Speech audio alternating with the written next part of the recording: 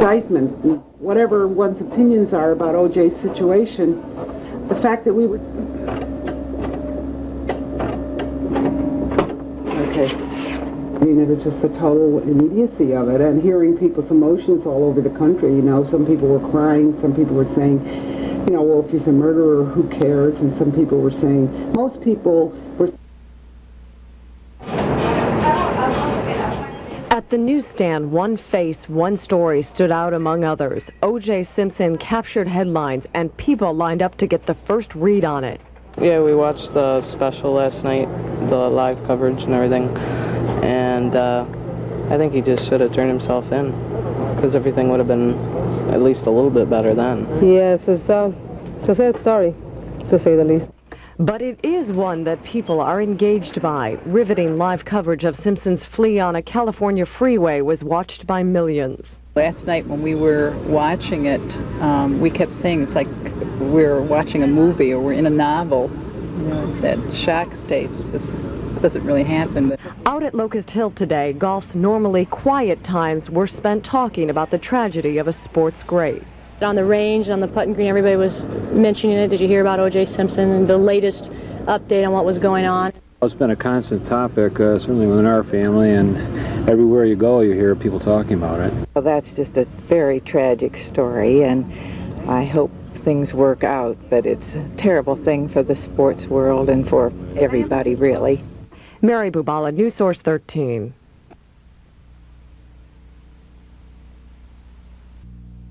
They are pictures of happier times, O.J. Simpson and his former wife Nicole.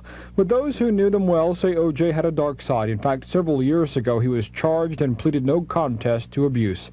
Phyllis Korn works here in Rochester with battered women. She says the story unfolding concerning O.J. Simpson is the same story she hears over and over again. Only this time the couple has a famous last name. Many battered women love their partners. They love the good times in their relationship. But they must keep in mind that this potential for stalking, this potential for killing her is very real. Last October, one family in Rochester saw the deadly consequences of domestic abuse firsthand. Police say Lisa Hetherington was shot to death by her estranged husband outside a Gates restaurant. It was a situation that, nobody really had control. There was nothing that could be done at that particular moment. It's a sad but true fact. Battered women's statistics show that women who leave their abusers are 75% more likely to be killed than those who stay. And 1 million women seek medical treatment each year for injuries caused by their husbands, ex-husbands, or boyfriends. So the OJ case is just one of many, but it has become the most publicized. Phyllis Korn says perhaps the events of the past week should be a wake-up call to other women in crisis. If there are threats of homicide or suicide, they've got to be taken seriously, and she will need to plan well for her safety after she leaves. On or about June 12, 1994, in the county of Los Angeles, you committed the crime of murder in violation of Penal Code Section 187A, in that you did willfully and unlawfully and with malice aforethought murder Nicole Brown Simpson. As the judge read the charges, the Football Hall of Famer appeared exhausted and had trouble keeping his eyes open. Simpson wore a dark sports coat and a white shirt without a tie when he made his first courtroom appearance since his arrest on Friday night. Mr. Simpson, do you understand the charges as I read them to you? Yes. And have you discussed those charges with your lawyer, sir? Yes. At this time, do you wish to enter a plea guilty or not guilty? Not guilty. Another court hearing was set for Wednesday morning for defense motions to obtain all police reports and the coroner's report. A short while later, prosecutor Marcia Clark met with reporters and said she is confident of getting a conviction. The fact that the case has been filed means that we do have sufficient evidence to convict him and prove his guilt beyond a reasonable doubt. Defense attorney Robert Shapiro also held a news conference. There has been so much speculation that has gone on across the country that it is time to turn this matter to the system of justice where it belongs and let the legal process, under the scrutiny of the American public, take place. A preliminary hearing in this case has been scheduled for June 30th. Lyle Michelle and Eric Menendez killed their parents, but the brothers claimed they did it because they'd been abused. The first juries couldn't reach a verdict. Lorena Bobbitt said she'd been abused by her husband, and those claims worked for her in court. They are defenses based on the mental state of the defendant. The insanity defense is one of them, and it is certainly one option for OJ Simpson's lawyers. People are talking about that possibility. I think the more money you have, the more that seems likely to come across to use that defense. I think sometimes it is overused. I think people use it as an excuse. The insanity defense is not the easy way out legally. As in the case of serial killer Arthur Shawcross, it puts the burden on the defense lawyers to prove specific things about their client's mental state. John Speranza is a prominent defense lawyer. He fears frivolous use of the insanity defense. It's gone, I think, so far to the left, if you want to use political analogies, that there is a real danger that when that genuine and non-frivolous case appears, that juries are going to look at it with a jaundiced view. In our state, the defense is called not guilty by reason of mental disease or defect. Earlier this month, a man accused of killing his wife tried it, hoping to get a murder charge reduced to manslaughter. In a case that could mirror the Simpson case, the defense failed to prove that John Hetherington's mental state was reason enough to reduce the charges. He was convicted of murder. Very often you'll see on cases that seem very clear-cut factually and are particularly brutal or heinous in the manner in which they're carried out, that is the type of defense that is raised.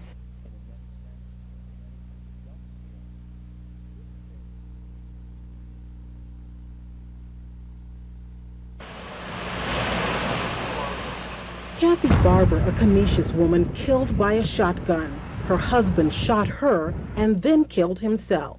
Jeanette Fuino, a Monroe County transport deputy, found dead. Her boyfriend shot her outside her home as she left for work.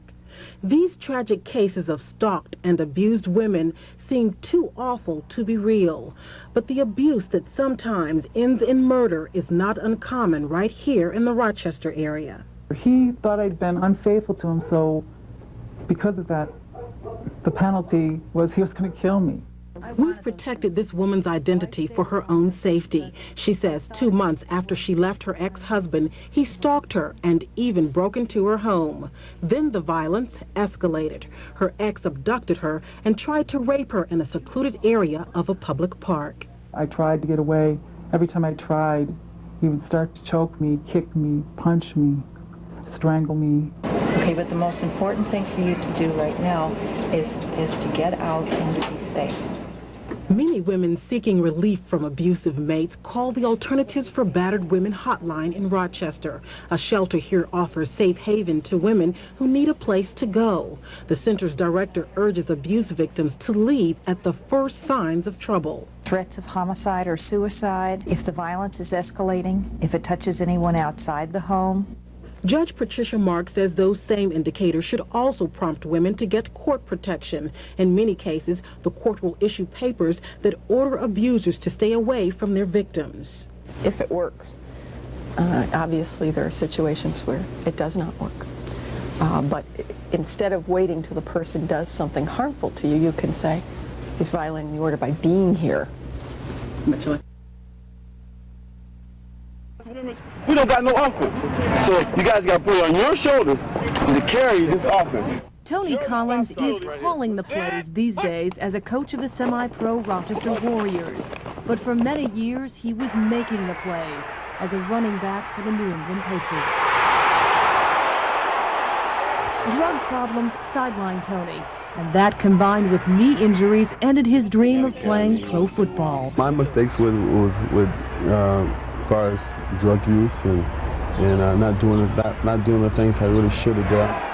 I think about some of the things that I could have done, and now that I think about them now, I can't dwell on them because it'll be really depressing. It was another running back by the name of OJ Simpson that Tony Collins looked up to while dreaming of becoming a pro football player. And despite the events of the past week, Tony's image of his idol hasn't changed. I'm still going to think that he was one of the greatest football players ever played. I have to do that because that's the way he was. He's going to be a good athlete. Tony encourages his own children to look for heroes in their own family. For Tony, it's big brother Morris the Moose Collins, who taught Tony how to play ball. Every time I saw Tony on the field, it was like I was out there.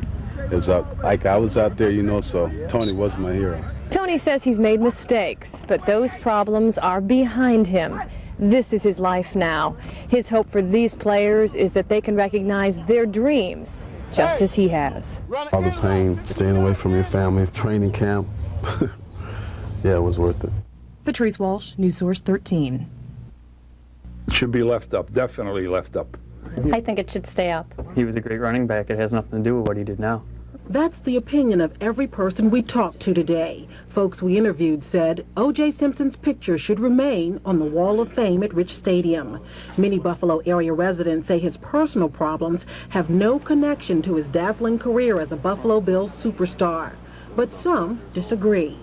It's a question of character for many who want O.J.'s name taken down from the Wall of Fame. But one Wall of Fame committee member says character should have nothing to do with it. The Wall of Fame responsibility is judging people, you know, on the merits, I believe, of their football performance. Vic Carucci began his sports writing career by interviewing O.J. Simpson. That positive experience had a lot to do with my continuing to pursue this career of writing, because I said if they're all as nice as O.J. Simpson, this has got to be a great field. A more recent photo shows Carucci and Simpson together in 1990. But Carucci says his feelings about Simpson have nothing to do with Simpson's Wall of Fame stature. A person is innocent until proven guilty, and I think we have to see what happens with the case before there's any meaningful discussion about his status on the Wall of Fame. Carucci says Wall of Fame committee members will meet next spring. It could be at least that long before the committee discusses the Simpson matter. Vita Beasley, News Source 13. If you can put a price on fame, this is it. $22 for O.J. Simpson in '74. That's book value, and that's all the owner of Rochester Sports Cards will sell it for. Let's keep in mind that he was a great football player, and let's base his card values on that. Other sporting card shops are making a buck while they can. Price gouging is going strong for Simpson collectibles. The price of a signed O.J. Simpson football has jumped from $80 to about $300. In Los Angeles, the price of O.J.'s rookie card is set in the thousands. Last time anything like this happened was when Magic Johnson announced he contracted HIV. Demand for his card went up, so did the price. Magic's announcement stunned the world, much like O.J. Simpson's arrest. Since then, stores can hardly keep Simpson cards on the shelves. Well, they just want any kind of O.J. Simpson card. They didn't care about the price or anything. People who sell the memorabilia seem to understand why some buy into the ordeal hoping to make a buck. We're an autograph-seeking society. We're all looking for an investment, and OJ is an investment. But not everyone buys that. It's a lot of money to pay for one card, especially if the guy's, been accused of murder. Imagine getting a chance to meet your favorite sports star face to face. Evan Weiner is meeting Jim Kelly, his football hero. Well, because he's a football player, he's a star, and pretty much he comes around, does these kinds of things, camps and everything. Do you want to be like him when you grow up? Yeah. Jim Kelly is aware of the spotlight. After all, he is the star. But the events of the past week painfully show how stars can fall. But Kelly says the O.J. case just makes his efforts as a hero all the more important. It makes me feel good that there's kids out there that want to be just like me. My mother and father brought me up right, and I know most of the kids here, when they leave this camp, they'll not only learn a lot about football, but about life too. These are the players 600 young people idolize on TV, but some say they idolize the player and not the man. Counselor Eric Shofie says it's important to put that in perspective. The role models that are going to be here for this next week, I mean, I can only see positive things coming from them, but it's like I said, I think the most important ones are going to be the parents at home. Counter is, we have counselors in here. This is where the kids are going to be on time. I'm sorry. Your kids start reading all my orders, I'm not giving my cat to make sure that they can swim. We've got seminars and chalk talks with the pros. Everything for the seminars, we'll talk about steroids, drug abuse, self-esteem, staying in school. We go through pretty much the whole gambit with the kids.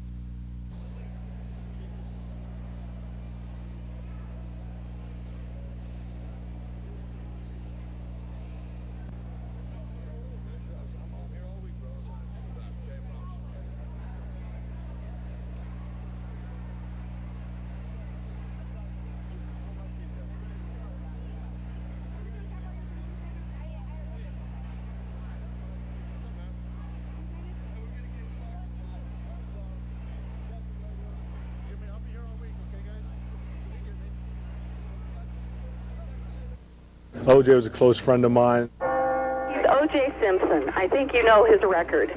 It really hurts deep down inside.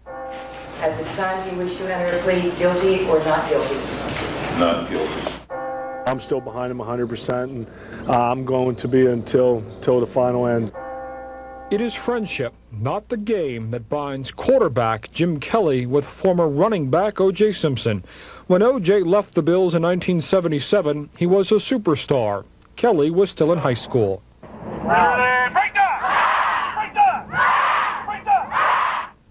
Now Kelly's the superstar with a football camp that bears his name. A total of 600 youngsters will be spending 4 days and nights here. Most will tell you they're here because they love the game, but many are also saying that they love Jim Kelly as well. And the thought of meeting their football hero face to face is the opportunity of a lifetime. That's one of the reasons Chris Peters is here. I like it because Jim Kelly is like my idol, and I like the Buffalo Bills a lot. It is a part of childhood, youngsters having heroes to look up to, but some say that players are only human and can never live up to their media image. And everything that the kids see, is what they see is what is perceived on television. Bob Peters says it's his job as a parent to help his children weed through the hype. They have their own role models that the kids are going to look up to, but the parents are still going to shape the kids' ideas. And the idea that these youngsters will spend the next 4 days with a football great is, in their words, cool. Bill Murray, News Source 13. Can O.J. Simpson get a fair trial? That's a question many are asking. Endless television, newspaper, and magazine coverage have chronicled Simpson's case, and millions of people have been reading and watching. Almost 100 million people tuned in as police pursued Simpson last Friday. Today, a California judge disqualified a grand jury investigating the case. The judge says excessive media coverage may have tainted the grand jury's murder investigation. It seems to be impossible for Mr. Simpson to get a fair trial. Defense attorney Anthony Leonardo says the judge's dismissal of the grand jury is highly unusual. I've never heard of it. I've never heard of it before. It's very unique. Leonardo says it's likely the 911 tapes leaked to television stations and newspapers may have led to the judge's decision. Everyone has heard this tape and is extremely prejudicial, and people have heard it, formed an opinion. Folks who've been following the case are divided over how media coverage may affect court proceedings. It will be hard to find a jury impartial enough to treat O.J. Simpson's case. Well, I think the system's got to work, and it will work, and they'll get a fair trial. Simpson faces murder charges in the deaths of his former wife and her friend. Simpson's attorney, Robert Shapiro, says he's now ready for his client's preliminary hearing. Vita Beasley, News Source 13.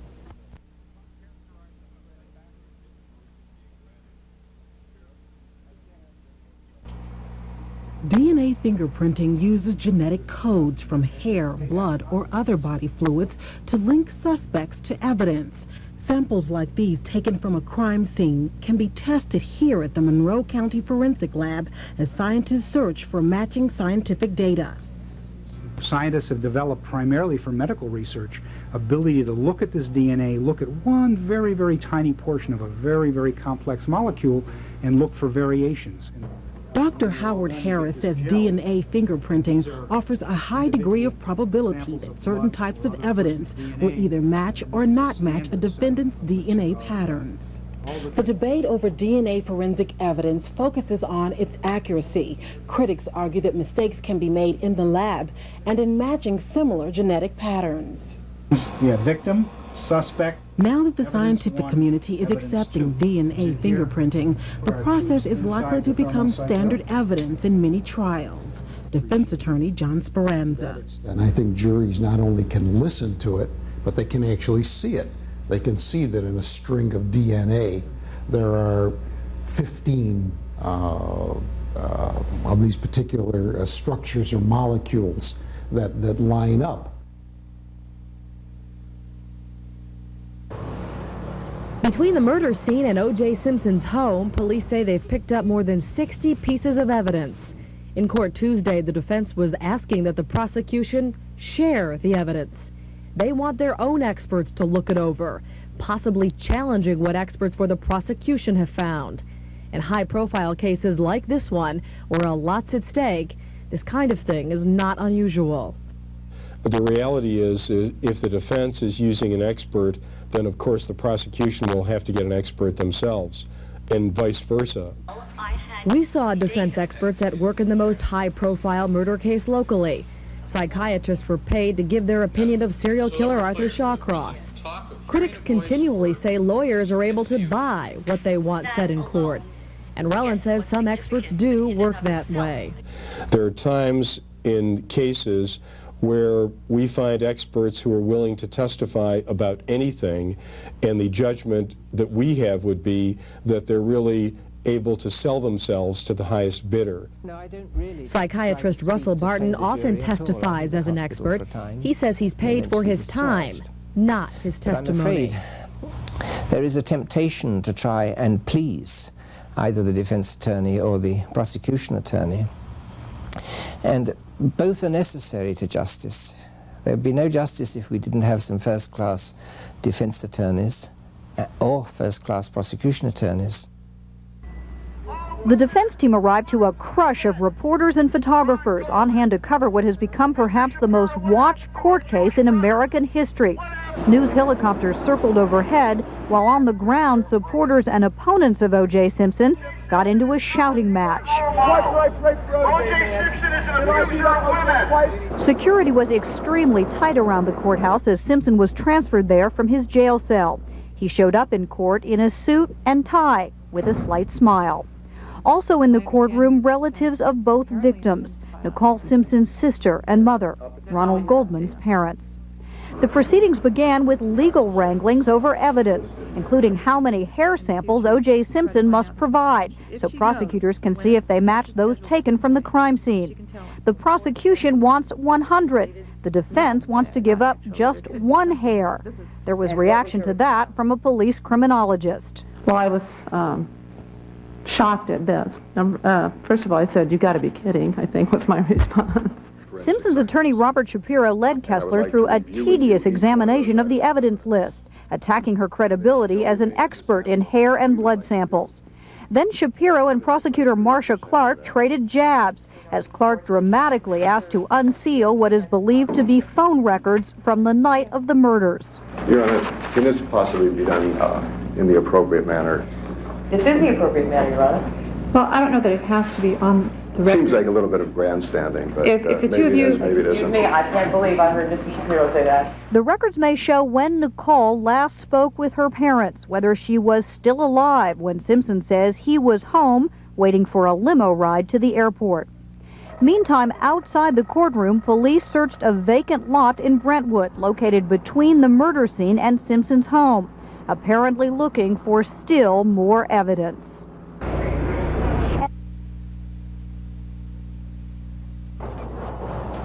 Nicole Simpson and Ronald Goldman were stabbed to death sometime Sunday, June 12th. O.J. Simpson was questioned by police the next day. A search for evidence was conducted at Simpson's Brentwood mansion and his former wife's townhouse 2 miles away. Simpson hired a new attorney on the 15th. Robert Shapiro took over for Howard Weitzman. On the 16th, Simpson attended his ex-wife's funeral. The next day, police hunted him down and captured him after he ran from murder charges. Simpson went to jail that night under a suicide watch. He pleaded not guilty to the charges on June 20th.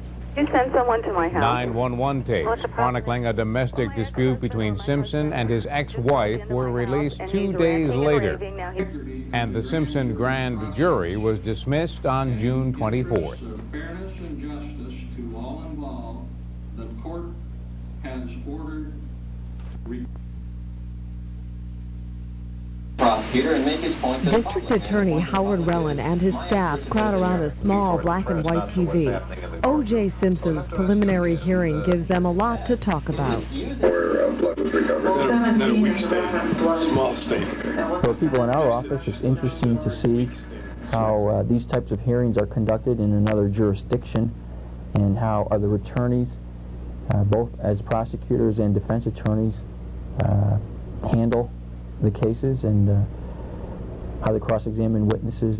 It's something that as a lawyer you want to learn from, and you also want to see how you compare to an office which is the largest DA's office in the United States. Live television coverage allows the world to watch every move made by the Los Angeles District Attorney's Office. At a law firm downtown, attorneys pick apart the prosecutor's approach. I'd ask the prosecution to identify the evidence that they intend to. It's intriguing. I think a lot of attorneys will be reviewing it and will be second-guessing what happens on both the prosecution side and the defense side. Lawyers aren't the only ones watching. At a Cornhill restaurant, the lunch crowd joined in on the scrutiny, even though for some it's the first preliminary hearing they've ever seen or sat in on.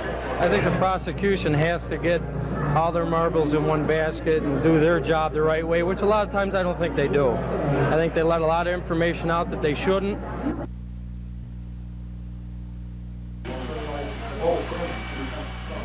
At Coley's Barber Shop, haircuts cost $9. Conversation is free. It was just awesome to watch on the field. Here, talk often turns to football and favorite players. Buffalo Bills pictures line the walls. Today, a former Bill filled the TV screen. You know, I've gone from absolutely not wanting to believe that it could be happening to still wishing that it was not happening, and it's just been a real hard time for me. In this place where barbers cut hair, customers often split hairs when it comes to their opinion. With OJ, there is a lot to debate. I'm kind of stuck in the middle. Sometimes when I listen to it, I think he's guilty, and then when I hear some other things about it, then I think he's not guilty. In neighborhoods like this, many are reluctant to change their thinking about O.J. Simpson. His years with the Buffalo Bills turned him into kind of a hometown hero, a role model for kids who didn't have many. In the 20 years since Oscar Coley opened shop, a lot has changed in this Jefferson Avenue neighborhood. In just 2 weeks, a lot has changed for one of its heroes. And the regular debate over football has been replaced with a debate over whether there can be a fair trial. They're planting seeds in my mind as opposed to allowing the due process to take place, even though he's stated that he's innocent. And I resent that very much. Again, when the court case was going on today, I think shopping stopped and you could barely walk through our main aisle. That's how one sales manager at Sears described the reaction of shoppers when they saw coverage of Simpson's preliminary hearing on row after row of television sets. It's a big event. He's a personal idol of mine, and I think it's affected the nation the same way it's affected me. Briner says he was too busy working to see much of the hearing, but many of his customers did watch. Some admitted they really don't understand much about the hearing. They found it a little boring, but still they watched and shared with us what they learned. They argued over the blood, of course, but all the DNA results aren't back yet. And actually, it really wasn't as interesting as I hoped it would be. And of course, we aren't hearing all that's to be told. I don't know, he probably won't get found guilty, but I don't think he did it. Communications professor Tom Proietti says it's important that this hearing be covered by the media, and even more important that people watch it. He says it's the best way to learn that our legal system isn't as quick and exciting as it appears on TV shows. Most of the legal process depicted on television is absolutely boring, very much unlike LA law, very much unlike any NYPD Blue. It's not like that at all, as you well know. People in the media know this. What you folks are trying to do right now is capture the highlights, capture the moments, and bring those back to us. I think most Americans will switch away from the day-to-day coverage fairly soon. Technology and details.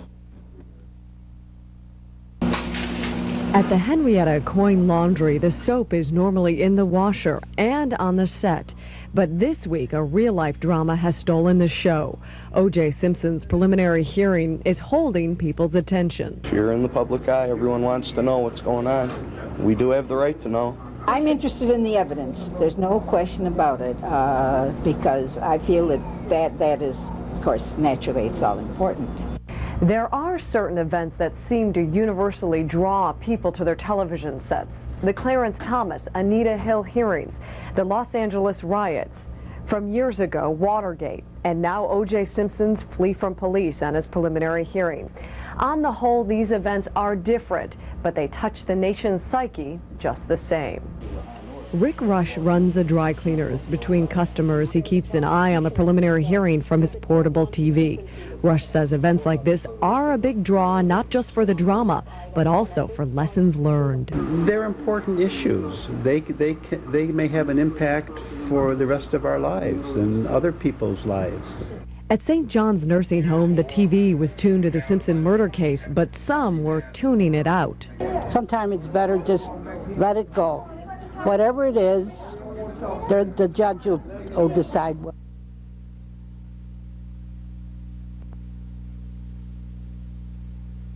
Meantime, investigators continue. Defense attorney Tony Leonardo is enjoying his day off, watching somebody else work. He too saw that mysterious envelope given to the judge. But it's no mystery to Leonardo. He thinks he's figured out what's inside. I think yesterday, for the first time, the defense learned it's the prosecution's theory that the murder weapon was a knife that O.J. bought on May 3rd. And I think what happened yesterday at the end of court, O.J. probably told his attorneys that that's ridiculous. I have that knife. With that, Leonardo says the envelope blew the prosecution out of the water. Local prosecutor Rick Keenan says revealing evidence like that is unusual. He agrees it probably came at the last minute. Evidence isn't handed to the court secretly for the court's determination, because then it can't be challenged by the other side against whom it's being offered. So it strikes me it's very unusual. Also unusual to Keenan is the length of time this hearing will take. He believes it will be longer than usual because prosecutors are being cautious, and for another reason. Both sides are attempting to, in some respect, gain public opinion in some respects, or perhaps create certain sympathies in the public by way of the way they're putting in their proof or challenging it. Leonardo has no doubts this case will be held over for trial. And from what he's seen, it could be an uphill battle for the prosecution. The defense has been excellent. They've made every move. They've made unprecedented moves, having a grand jury dismissed. I've never heard of that before.